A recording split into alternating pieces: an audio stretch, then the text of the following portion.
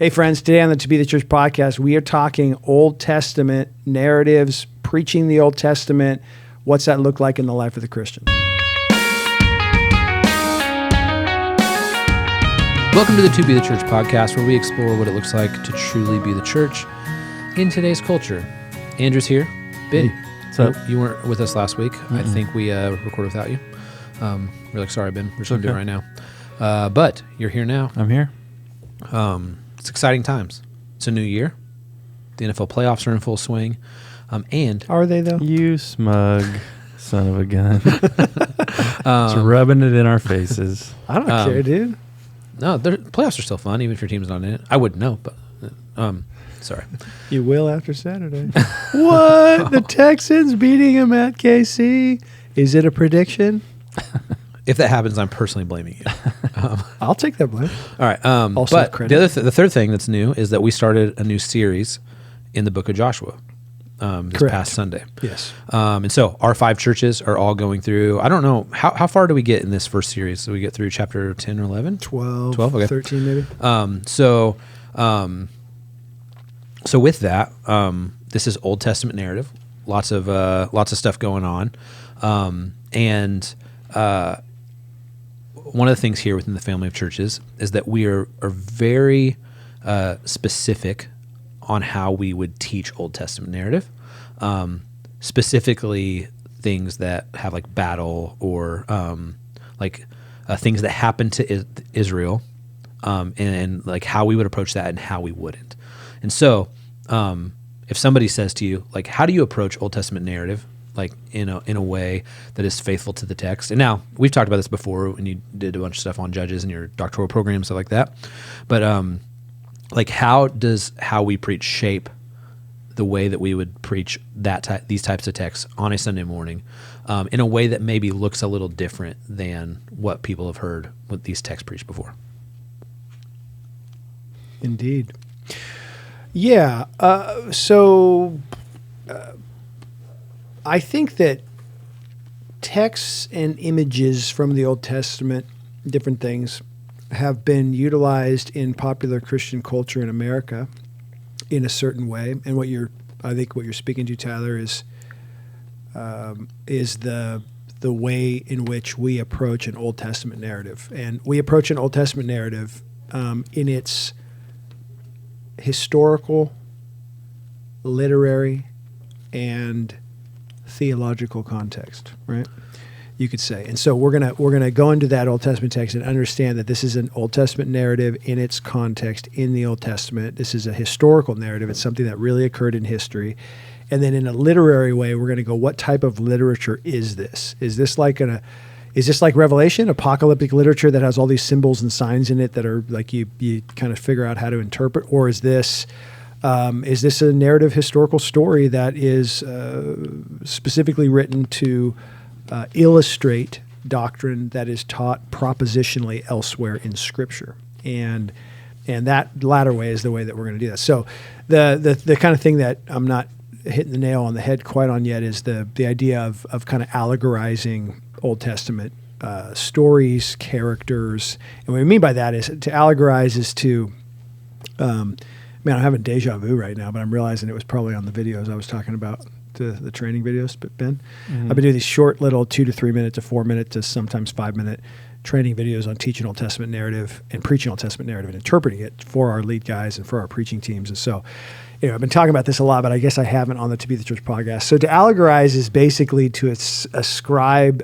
spiritual meaning and significance to stuff, symbols, characters, or happenings in the Old Testament, right? And to allegorize really means kind of literally to like ascribe hidden meaning, like there's a hidden spiritual sense about something in the Old Testament. So the walls of Jericho, where they're about to invade Jericho here in Joshua chapter 6, the walls of Jericho equal your circumstances. So God delivering you from said circumstance would be, quote, the walls falling down in your life. So what place, because, I mean, turn on Christian radio for 3 songs, and you're going to hear this level of allegory happening to Old Testament narratives. It's systemic. Yeah, it's everywhere. Mm-hmm. And so what place do you think allegory has an Old Testament narrative? Like what? Does that question make sense?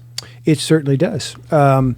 And people would point to, what is it, Ben? Galatians 3, where Paul actually uses the word typos, which could be interpreted as like typology or like allegorize a little bit. Like he treats the Sarah and Hagar story, some argue, in a sort of allegorical way, that he says basically these are, Hagar is representing the Old Covenant, and Sarah the covenant promise. So, and not going into detail on that text, but he's talking about. Let me look at it here. He's talking about you can look it up. He's talking about Hagar and Sarah and kind of the flesh and the promise and yada yada. So those of you listening who know Galatians 3 or maybe it's 4 are like, he's butchering this, but that's something that Paul does there. So some people point to that, and they point to 1 Corinthians 10, where Paul talks about that the lessons and stories and things of the Old Testament are sort of an example for us, right? To learn, to warn us about sin and to learn about those things. So that's a lot different though than allegory, right? We would agree that one of the functions of the Old Testament narrative is there are good examples and bad examples, and we're especially going to lean on if there's any sort of authorial comment. Like the end of the David and Bathsheba story, it says what David did displeased the Lord. That's the author telling us that David's actions here were not pleasing to the Lord, that we should not follow in his footsteps in those things. But I think to answer your question, Tyler, so there's allegory, but then there's typology, which Andrew just kind of referred to there with typos. So typology would be, there are things within the Old Testament, people, institutions, positions, events that are pointing forward to a greater expression of those things. All right, and so there's a type and an anti-type. So one example would be like the Exodus, right, and the Passover is a type of what Christ would do when he rescues us from slavery to sin and death through the blood of the Lamb, his own sacrificial blood on the cross. And so the Exodus and the Passover biblically is seen as as something that was foreshadowing something greater. And there's all sorts of examples like that in the Old Testament. So I think we're the safest when we refer to the New Testament's reference of these things and how they interpret it, to make sure that we're not taking that too far. But when you have a New Testament author, an apostle, referring to something from the Old Testament as something that was pointing forward to something greater, something that it was foreshadowing, then you're okay to do that. So it doesn't mean that what happened in the original context was not real and true and historically significant, but there's two authors in Scripture. There's a human author and there's the divine author, and the divine author was through that foreshadowing something that would be fulfilled later on in Christ, something greater. So typology is legitimate, allegory not so legitimate. Yeah, and so those contexts, it is Galatians 4, and in the ESV, he says in verse 24, now this may be interpreted allegorically. These women are two covenants. One is Mount Sinai, bearing children for slavery, Hagar. And then he goes into that a little bit, and then he goes into, obviously, what Sarah there represents. Now, that term allegorically, as I said, that's typos, right, in the original language. So this is, though it's interpreted allegorically, as the term allegorically in the ESV, you're talking about he's using these as types or examples, right, as Ben was saying. The other one that I was talking about was 1 Corinthians 10, where he talks about that some of these Old Testament images, they pass through the sea under the cloud. They're baptized into Moses in the cloud. They all ate the same food, all drank the same drink. They drank from the spiritual rock that followed them, and the rock was Christ, right? And so he's using some images from the Old Testament, some symbols, some actual physical thing, a rock here, and pointing to Christ through these things. So basically there are an allegorize means to interpret, was kind of interpret the meaning of signs and symbols, and the way it's used in biblical interpretation, as I said before, is like assign some spiritual secret meaning to it. Now, Ben was talking about some of the legitimate ways that the Old Testament is revealed in the New Testament, or that we as preachers can preach Old Testament passages and kind of show their full context biblically and how they bear witness to Christ or whatever else. But there are a number of ways that are legitimate and there are ways that aren't legitimate. But as Ben said, the New Testament gives us a ton of ways. I mean, promise and fulfillment, redemptive historical progression, right? Like, and that's where when Jesus is called the Son of David, that's a link. So you see David, you see the Davidic covenant, and you see the Son of David, and all the quotes in the New Testament, or the images, or the things of where the Old Testament is quoted in the New Testament, and the references in the book of Hebrews. The book of Hebrews you have is a great example. The priests, the sacrifices, the temple, all these things being shown to be pointing forward to and fulfilled in Christ. So those were all things established in the Old Covenant, but they were pointing forward to something greater. God's plan wasn't just to have a temple and a priest and animal sacrifices. That was pointing forward to Christ. So the book of Hebrews teaches us how to, as Christians, interpret those things and their meaning for us today. A guy named Dennis Johnson wrote a book called Him We Proclaim that is all about what Ben was just talking about. The book of Hebrews, it's basically a breakdown of all of that. It's a really good book, and it's about preaching Christ from the Old Testament, or about how the Old Testament proclaims Christ. And the other guy I would quote here is Sidney Greidanus. He's kind of, I think, of everybody working in this area, and I would even lump in Edmund Clowney or Tim Keller, or those type of guys. Those guys are all great. I don't think anybody has done the type of synthesis of this work like Greidanus has.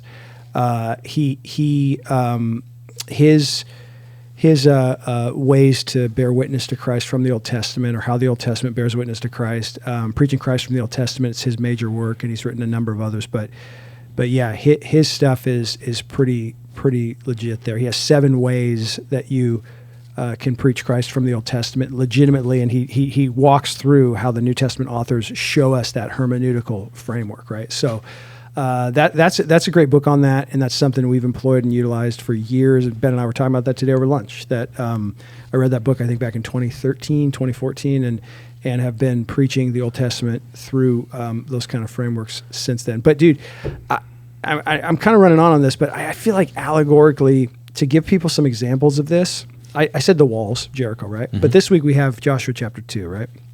And in Joshua 2, you have a few things that have, one commentator, Ben, that I read said, like, the scarlet cord from Rahab has kind of fascinated Christians since the church fathers, right? Because, scarlet, seemingly the color of blood, and it's this cord, and she hangs it out the window so that they know to spare her life, right? And right away you get images of like the Passover, right? And they put the blood over the doorpost and whatever else. But people have used that and made it into this allegorical thing, and when they start talking about your scarlet cord or whatever, or things like that, how you would, things that represents, I think you gotta be careful, because that could be a little bit of a bridge too far. It actually was a scarlet cord, like it was a physical like rope made out of the color scarlet. And is there any major redemptive historical meaning to that? The issue with applying that meaning in that text is that there are many other things in that text. There's a rope that she lets the spies out the window, and there's stalks of flax that she hides the spies under up on the roof, right? And so here's the term, limiting principle. If you're going to interpret the Old Testament allegorically, what is your limiting principle? And this is the problem with allegory, is that there is no limiting principle. Limiting principle meaning, where does it stop? So if the walls falling down around Jericho represent your circumstances, the scarlet cord represents, I don't know, whatever you want to make it represent. And then the rope of letting down the spies represents what? And the stalks of flax that they hide under, what does that represent? Like you can keep going and going and going, and where's the legitimate? Now, someone would counter, well, what if the New Testament takes that and makes it okay, if the inspired writers of the New Testament take that and they make it into a type or an allegory or whatever, okay, cool, we're good. But where you get, like if Origen does that, an early church father. Yeah, they did a lot of that. If again, if Spurgeon said something like, that's like the trump card. Spurgeon did that. Oh, okay.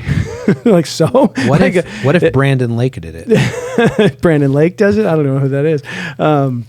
If your mom does it, you know who that is? My mom does. No, I don't know who Brandon Lake is. He's like a popular Christian radio artist. Oh, he doesn't play for the Chiefs. No, man. Okay.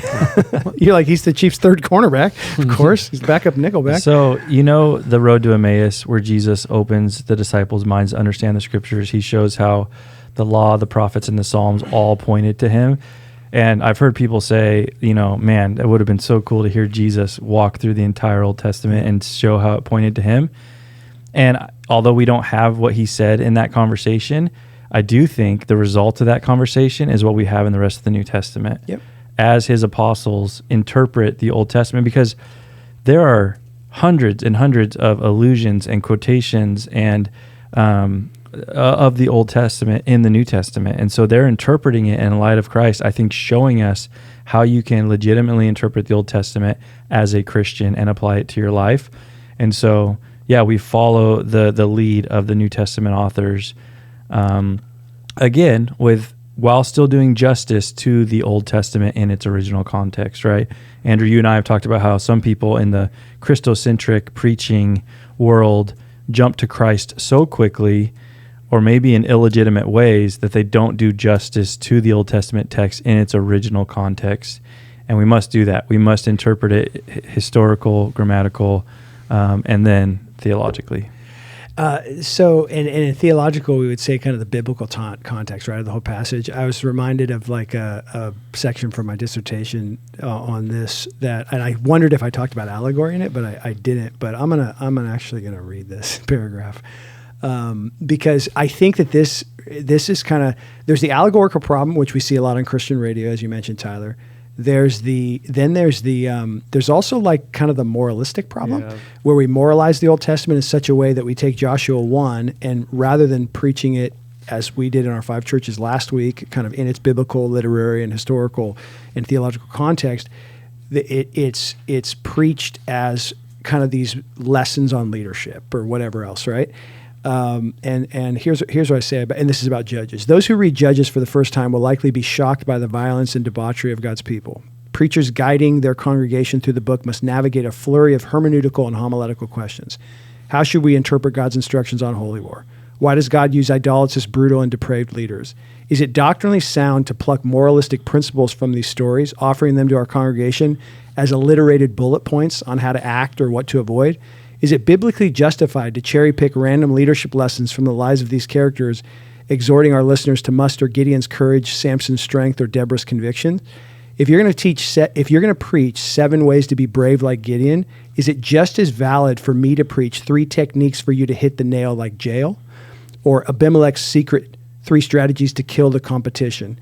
In my study and preaching of Judges, it's become clear that this fascinating narrative has often been ignored or painfully been misrepresented. So, and the point there, like, again, Jael hitting the nail like Jael, right? If you know the story, she like drives it through Sisera's temple, right?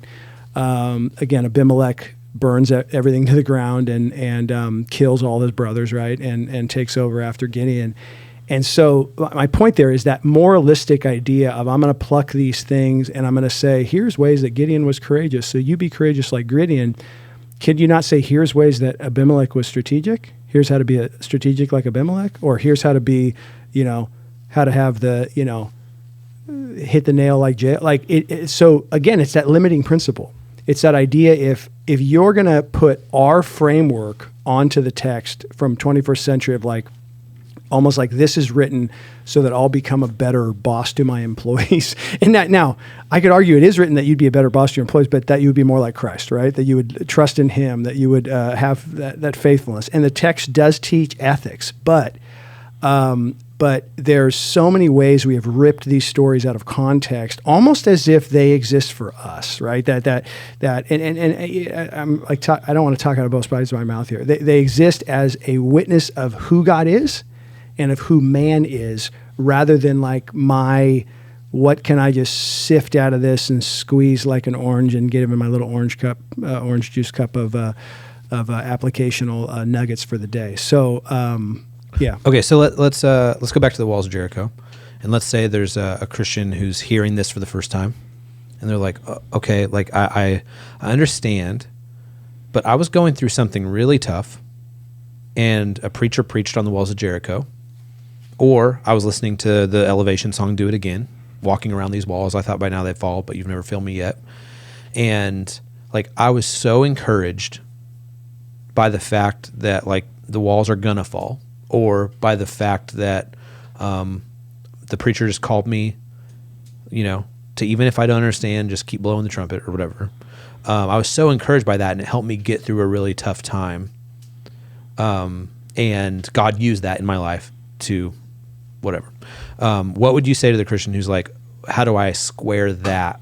How do I square like this real experience I had when I was going through something tough that God used to give me peace or whatever, with the realization that like that might not be, or that is not the way to preach or to read these Old Testament stories? I think what's interesting is that allegory is illegitimate, but like we already said, teaching the examples from the Old Testament is legitimate. You look at the book of Hebrews 11, right? The Hall of Faith. You have all these Old Testament characters who are commended for their faith in God. Even Rahab is mentioned from our passage. And so to say they had a faith, a trust in God that we should emulate is legitimate. I would say there's two ways where that goes wrong, though, is where that's where you stop, where it does just become moralism and it doesn't go any further than that. And the second way would be if it's more man-centered than God-centered, right? Like at the end of the day, the focus should not be on what this is helping me get through or my problems or meeting my felt needs. This should be about who is God, what is he doing, and how should I properly respond to him. And so I think sometimes teaching the examples, like Andrew said, it becomes more man-centered, more focused on us, and it errs way more on vision of man, and more than just vision of man, but vision of me than vision of God. So why should we call people to have faith like some of these Old Testament characters? Well, ultimately because of the God they had faith in, who is the same today as he was then. So the attention's on him, not even on them or on us. So that's what I would say. Yeah, and they are certainly positive and negative examples, and the New Testament gives us examples of that. Hebrews 11 comes to mind when you mention faith, right? And so, but you're right, Ben, in that the focus of that faith is really the focus of these texts, right? The Lord who delivers his people and whose promise is sure and everything else. Ty, in answer to that question too, what came to mind right away was like, are there any of us who have come to faith and gone through the sanctifying process that is a part of being a Christian and walked through trials and struggles and everything else that haven't been exposed to some teaching that was off, or as we grow, we think back and we go, like the first thing I thought of when you were just like, yeah, I grew up in like Pentecostal churches, like, and I came to faith in Christ, and I learned to love the Lord and the Bible and everything else through some very flawed ways of preaching it, or some ways where it wasn't preached at all, and so the fact that the Lord sovereignly worked in my life by his grace and for his glory through some really imperfect theological frameworks or hermeneutical ways of interpreting things, it doesn't make those things valid. It makes God sovereign and wonderful and gracious, who works through really flawed people and flawed theology at times. But that doesn't make it, we don't look at that and go, oh yeah, so just do whatever, Well, and that same person could go to like a Tony Robbins convention and say, man, this motivational self-help speaker really helped me get through this hard time. And unfortunately, I think a lot of Christian preaching is just self-help with God sprinkled on top of it. And so is that really where the power is just to boost your self-confidence, and you can do this, you'll get through this. Again, if it's more person-focused and not God-focused, I think that's the problem. Yeah. Also, like, I think back to, I think I've told this story before, but like when I was at Western in Gary Brashear's class. He was talking about some rally he went to that was just somebody who was kind of off the reservation theologically, and like one of the students was like, "Do you think God actually healed people at that?" And Gary was like, I do, yeah. And he's like, and the kid was like mind blown. He's like, why would God do that? Like, why would God use somebody who's like so off base? Like, wouldn't that just confuse people? Why would God use any of that? And then Gary's like burst out in laughter, and he's like, so God's only going to use people with perfect theology? Who's he going to use? You? Like, and I think about that often, where it's like the means that the Lord will use to encourage us or to grow us, like, doesn't come from perfect sources. It comes from people, and he's allowing his Spirit to work among them, and his Spirit's perfect. So anyway, yeah, maybe next week we could follow up, or soon we could follow up on like how this affects the songs we sing, because 2/3 of Christian radio is doing this. You know, and there are songs like, and somebody might just like hear an Old Testament reference in a song and be like, oh, we can't use it because it's using the Old Testament. Like, no, that's not the case at all. It's like, it's how it's using it. So, all right. Yeah. Well, if you have questions on this, send them in, podcast@toBeTheChurch.com, or on social media or YouTube @toBeTheChurch. Have a great week.